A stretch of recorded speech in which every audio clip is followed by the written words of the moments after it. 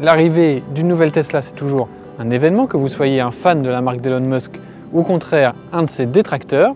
Alors aujourd'hui, c'est encore plus le cas avec cette nouvelle Model Y, puisqu'elle a mis plus de 2 ans pour arriver en France depuis sa présentation aux États-Unis, à cause notamment de divers soucis de production. Alors pour rappel, cette Model Y, c'est tout simplement une Model 3, donc la petite berline de chez Tesla, qui a été passée à la mode SUV. Elle est donc plus haute, que ce soit au niveau de la hauteur sous le toit que de la garde au sol. Alors comme d'habitude, on va parler autonomie, on va parler expérience de conduite, les contrôles un petit peu différents à l'intérieur. Mais avant de monter à bord et de vous expliquer tout ça, on vous invite à vous abonner à notre chaîne si ce n'est pas encore fait, à nous laisser un petit pouce si vous aimez cette vidéo, et évidemment à nous retrouver sur nos réseaux sociaux et sur autoplus.fr. Alors à bord de cette Model Y, ceux qui sont habitués à la Model 3 ne seront pas dépaysés puisque c'était exactement la même présentation. La grande différence évidemment c'est la position de conduite qui est très typique d'un SUV, on est assis très haut. Pour le reste, comme sur une Model 3, donc c'est très minimaliste puisqu'on n'a quasiment aucun bouton, aucun combiné d'instruments devant le volant.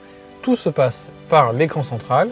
Alors quand on dit tout se passe, c'est vraiment tout puisque on a même l'ouverture de la boîte à gants qui ne se passe pas par un bouton mais bien par une commande dans l'écran central. C'est pareil pour le réglage du volant, le réglage des essuie-glaces également, ce qui est un petit peu plus embêtant. Mais la contrepartie de ça, c'est que en plus d'un intérieur très aéré, on a probablement le meilleur écran de la production actuelle avec énormément de gadgets puisque pendant que vous chargez votre Tesla, vous pouvez par exemple passer du temps sur Netflix, jouer à des jeux, il y a un navigateur complet. Le GPS, c'est du Google qui peut même afficher les vues satellites, c'est très bien fait. Donc une fois qu'on s'y fait, c'est très complet, même si on regrette parfois vraiment de devoir accéder à certaines fonctions essentielles à travers plusieurs raccourcis dans l'écran. Alors en plus de l'écran central, il y a aussi l'application pour smartphone Tesla qui permet de contrôler elle aussi beaucoup de fonctions, notamment l'ouverture, fermeture des portes évidemment, mais aussi l'éclairage, la climatisation, le niveau de charge et notamment acheter certaines mises à jour, notamment débloquer des performances supérieures ou acheter le niveau de conduite autonome plus avancé.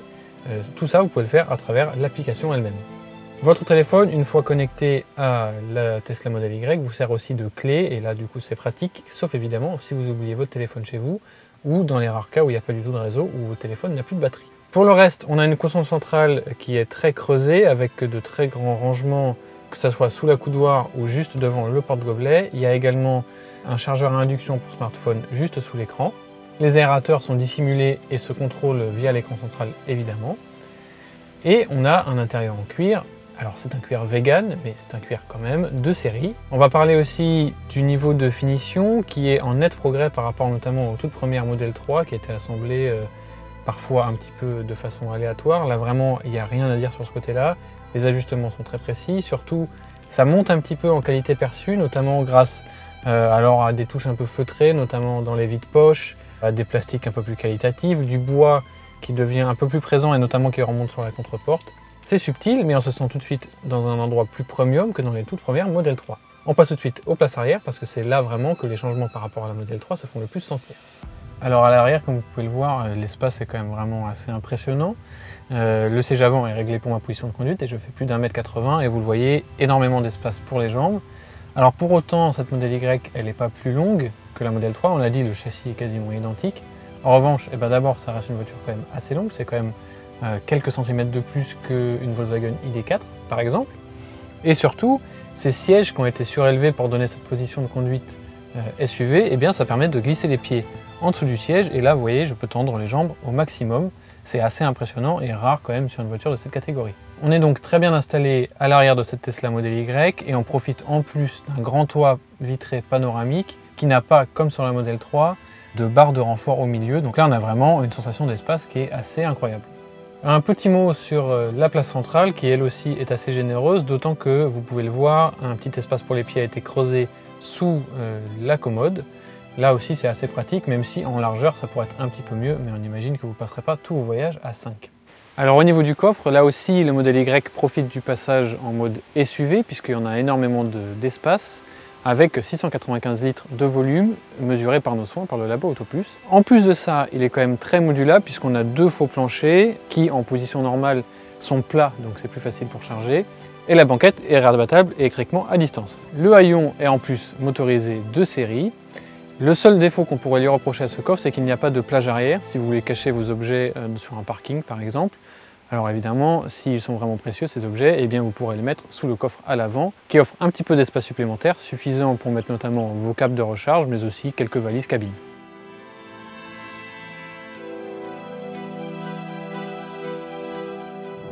Alors au volant de cette Tesla Model Y, eh bien, sans surprise, on retrouve un peu les sensations d'une Model 3, évidemment surélevée. C'est-à-dire, eh bien, malgré tout, beaucoup de puissance, parce qu'on a beau être sur la version la moins performante du Model Y pour l'instant, on a quand même 440 chevaux sous le pied, avec autour de 2 tonnes, et donc fatalement, ça accélère quand même assez fort. Nous, on l'a mesuré à 5,3 secondes sur le 0 à 100 km/h, ce qui est quand même excellent. Alors évidemment, ça reste un SUV qui fait quand même 2 tonnes, donc sur le freinage notamment, ça s'anticipe un petit peu, mais sans mauvaise surprise, et donc on a dit avec un dynamisme tout à fait probant. Ça se paye un petit peu au niveau du confort de la suspension, mais sans être pire qu'une Audi par exemple, donc ça reste tout à fait acceptable et tout à fait confortable sur les longs trajets. Et les longs trajets, justement, c'est là où on attend Tesla, qui est toujours très fort à ce sujet. La bonne nouvelle, c'est que cette Tesla Model Y, on a pu la passer entre les mains du labo d'AutoPlus, qui a donc pu faire des mesures très rigoureuses sur son autonomie réelle. Donc Tesla annonce 507 km d'autonomie sur cette version grande autonomie. Nous, on l'a mesuré à 445 km, donc moins que la version annoncée, mais ça c'est normal.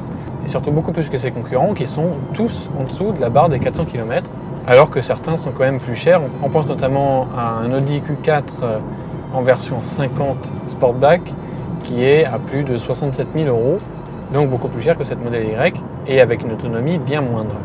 Et en plus de cette autonomie qui est quand même supérieure à la concurrence, vous pouvez aussi compter lors de vos grands voyages sur le réseau superchargeur Tesla qui peut charger à 250 kW, qui est quand même extrêmement rapide, et qui est un réseau quand même très consolidé aujourd'hui, puisqu'il y a plus de 1000 bornes installées en France. On va revenir aussi sur les tarifs. La Model Y, c'est 5 000 € de plus qu'une Model 3. Ça se justifie tout à fait d'un point de vue de l'espace et du confort qu'on gagne par rapport à la berline. En revanche, là où c'est un peu plus dommageable, c'est que à 59 990 €, on est à 10 € de la fin du bonus écologique de 2000 € et que donc la moindre option le fera disparaître. Alors il y a quand même beaucoup d'équipements de série. On l'a dit tout à l'heure, le cuir vegan sans souci est de série. Il y a aussi la conduite semi-autonome, donc le fameux autopilot, qui peut être néanmoins amélioré sur option et que vous pouvez de toute façon faire après l'achat de la voiture, ce qui vous permettrait donc d'éviter la perte du bonus. En revanche, ici on est équipé des jantes 20 pouces optionnelles et d'une peinture rouge très jolie mais optionnelle aussi, et chacune de ces deux options vous ferait perdre le bonus, donc ça revient quand même finalement très cher. Pour conclure cet essai, est-ce que ça valait le coup d'attendre aussi longtemps cette Model Y? Eh bien, on a envie de dire oui, c'est une vraie réussite. On a vraiment beaucoup d'espace, on a cette position de conduite de SUV que beaucoup apprécient aujourd'hui. On a une autonomie largement supérieure à celle de la concurrence. Les tarifs qui peuvent rester relativement restreints, même s'il y a cette histoire du bonus qui peuvent sauter. Mais même là, les tarifs restent cohérents. Et la finition qui est largement en hausse par rapport aux premières créations de Tesla il y a quelques années.